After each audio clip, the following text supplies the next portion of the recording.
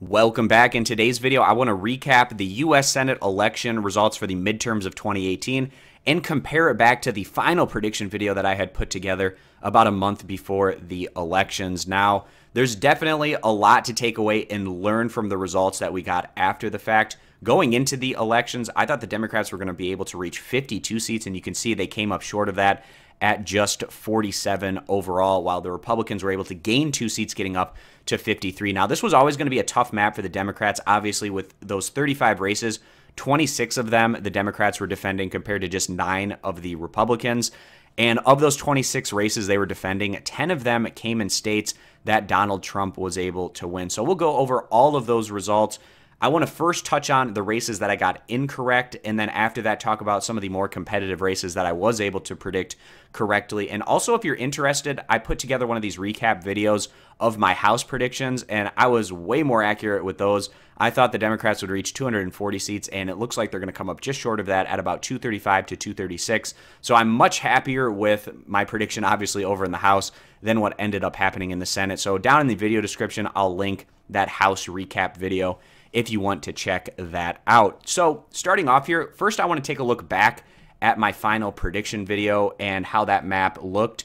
And as you can see here, quite a bit more blue than what actually ended up happening, specifically in the center of the Midwest there, and then obviously down in Texas and Florida as well. Moving back to what actually happened. So again, first, I'm going to touch on those results that I got incorrect, and the worst prediction I would definitely say was in Tennessee. Now, early on, Phil Bredesen was actually consistently pulling ahead of Blackburn, but as we got closer to the actual election, Blackburn started doing much better in the polls. I should have calibrated that into my prediction. I think the reason why Bredesen was doing so well in the polls early on is because he had overwhelming name recognition as the popular former governor of the state in comparison to the Congresswoman Marsha Blackburn. But as we got closer to the election, obviously Blackburn was able to get her name out there more. People learned about her, and I think that that probably had a shift in those polls where those undecided voters ended up going home to the Republican Party, where obviously the Republicans still have a big advantage in the state of Tennessee overall. Also, I think Donald Trump had a positive impact here campaigning for Blackburn. Now, the Republicans didn't have the incumbency advantage either, which I thought was going to help Bredesen and his popularity as the former governor of the state, but it just didn't play out that well as he went on to lose this one by double digits, about 10 to 11 percentage points. So that was definitely my worst prediction of the night overall. Now I want to move into the Midwest here, where I perhaps gave some of these incumbent Democrats more credit than they were deserving. Now, early on, I actually had the state of Indiana going for the Republicans, but I switched it back over to Joe Donnelly because he started performing better in the polls running up to the 2 to 3 months prior to the election. But at the end of the day, he came up short, losing by about 6 percentage points. And particularly in the Indiana Senate race and the Ohio Senate race, very interesting to contrast these two results. So you have Joe Donnelly, who lost by about 6 percentage points in Indiana, a very centrist, maybe even Republican-leaning Democrat, and I don't think he did himself any favors with those ads that he was running, really bashing progressives running up to the election. I think that perhaps depressed his base that he needed to come out and support him to win this election. We take a look one state over, a similar demographic over there in Ohio, where you had another incumbent Democrat in Sherrod Brown, but he was able to win his seat by about 7 percentage points, and he is much more so on the progressive end of the spectrum in the Senate for the Democrats. And I think that that type of populist progressive candidate just simply does better in the Midwest than what these corporate centrist Wall Street type Democrats might be able to do. And perhaps that's something that the Democratic Party can learn going into these Senate races in the Midwest in the future. Where Joe Donnelly failed is where Sherrod Brown had a lot of success in this similar part of the country. And obviously, I took Sherrod Brown in Ohio. He was expected to go on to win that one, and he ended up doing so. And then another one of my predictions that didn't go so well, another incumbent Democrat here in Claire Mccaskill, losing by about 6 percentage points. I knew that this was going to be a much tougher election for her than what she had 6 years ago against Todd Akin, but still I thought at the end of the day, because of that increased voter enthusiasm for the Democrats, it would keep her in this Senate seat, but that didn't end up happening, losing it by 6 percentage points. And I knew that coming into this election that there was going to be a lot more enthusiasm on the Democrat side, and it was just going to be a situation where were the Republicans going to be able to match that in any way? And in some of these Republican-leaning states, they were able to do that to flip these seats from Democratic hands to Republican hands. Now, that voter enthusiasm for the Democrats obviously translated better in the House with them picking up over 40 seats, while in the Senate, obviously the map being tough for them overall had an impact here, but still the Republicans gaining 2 seats at the end of the day. So then the 2 other results that I got incorrect were even more competitive than Indiana and Missouri, and those being Texas and Florida. So again,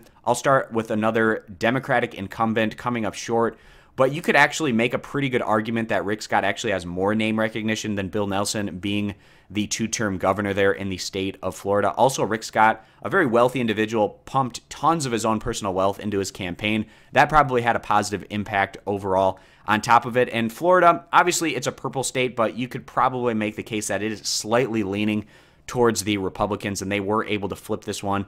Really, it could have gone either way. We're talking about over 8 million votes were cast, and the final tally was within 10,000 votes.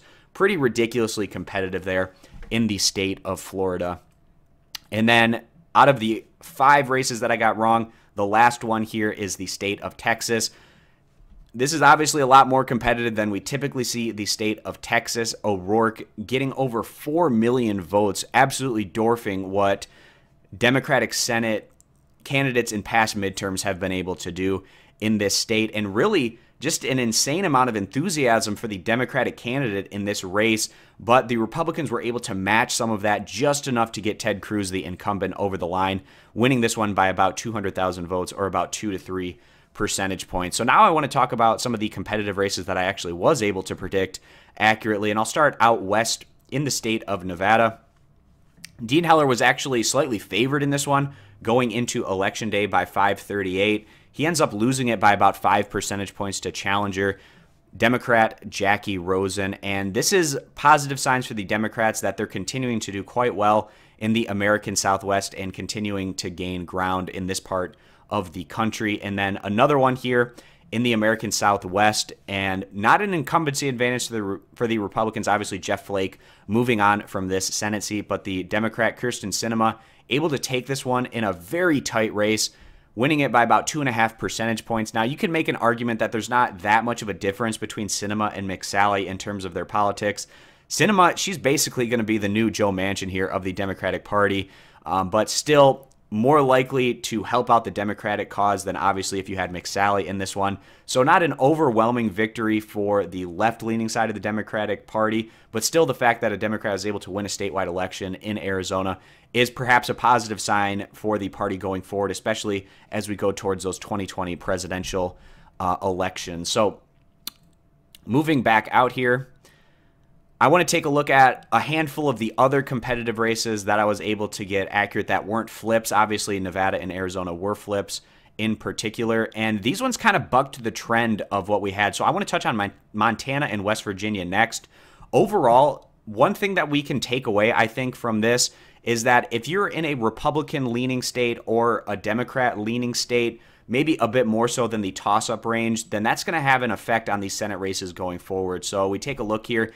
Indiana, Missouri, North Dakota, those are Republican-leaning states, and they went from incumbent Democrats over to the hands of Republicans. And then we take a look at a blue-leaning state like Nevada, where they had an incumbent Republican, but the Democrat was able to win. So maybe the incumbency advantage isn't as big of a deal, perhaps, in some of these states, as much as just the political lean of these states as a whole are ending up becoming. But that trend was bucked, certainly, in Montana, as the incumbent John Tester was able to take down Matt Rosendale by about 3 to 4 percentage points. I took Tester in this one. He was slightly favored to go on and win this one, and he ended up holding on for the Democrats there. And then kind of a similar story over in West Virginia, where the incumbent Joe Manchin was able to take down challenger Patrick Morrisey, again by a similar percentage points, about 3 points or so. Much closer for Joe Manchin this time around than what he had in his prior election. I believe, if I'm not mistaken, he won his prior election by over 20 percentage points. So I think Trump had a big effect there, but it just wasn't quite enough to get Morrisey over the line. And now I want to focus on the Midwest. The Democrats in general did very well throughout the Midwest. They lost a lot of ground to the Republicans and Donald Trump, obviously back in the 2016 election, but again, their incumbent Democrats were able to perform quite well, minus Indiana and Missouri. We take a look at Klobuchar absolutely dominating there in Minnesota, winning by about 25 percentage points. The special election, which was expected to be somewhat competitive, Tina Smith winning that one by about 10 percentage points. We take a look at Wisconsin. And Tammy Baldwin, another one of those more progressive-leaning Democrats, winning by 11 percentage points. And this is, again, another example of a progressive-leaning Democrat doing very well in the Rust Belt, just like Sherrod Brown was able to do down in Ohio. And then we have Debbie Stabenow, the incumbent Democrat there in Michigan, winning by about 6 or 7 percentage points. Perhaps a little bit more competitive than what was to be expected here in the state of Michigan. The governor's race was a little bit stronger for a result for the Democrats than what this Senate race ended up being, but still Stabenow able to retain that win there by about 250,000 votes. And then also Pennsylvania, very impressive here. Bob Casey, not quite as progressive as obviously Tammy Baldwin or Sherrod Brown, but also you can make the debate, obviously, that Pennsylvania isn't in the Midwest, but it does have similar type of demographics to some of these other states. Bob Casey doing quite well for himself, winning by about 13 percentage points. And then also moving over one more state to New Jersey, where Bob Menendez, some thought he was going to be vulnerable. I wasn't quite in that camp because specifically there was going to be a lot of House races in New Jersey that were going to flip from Republican hands to Democratic hands. And that increased Democratic turnout in those districts I thought was going to have a positive effect on Menendez's re-election. That ended up being the case as he won this one by about 11 percentage points over his Republican challenger. And that's pretty much all of those competitive type races that we were expecting. Perhaps some thought that the Mississippi special election was going to be competitive, and it was in that ballpark of being competitive, certainly, with Mike Espy only losing by about 7 points. But again, obviously not a big surprise to see Cindy Hyde-Smith take that one at the end of the day. And Virginia, it's kind of in that purple state realm, but it's flipping more so to the Democrats. That continues to be the case here as incumbent Democrat Tim Kaine winning this one in pretty much a landslide here by about 16 percentage points. And then maybe another interesting result to go over here is out in the state of California, where you actually had two Democrats running against each other.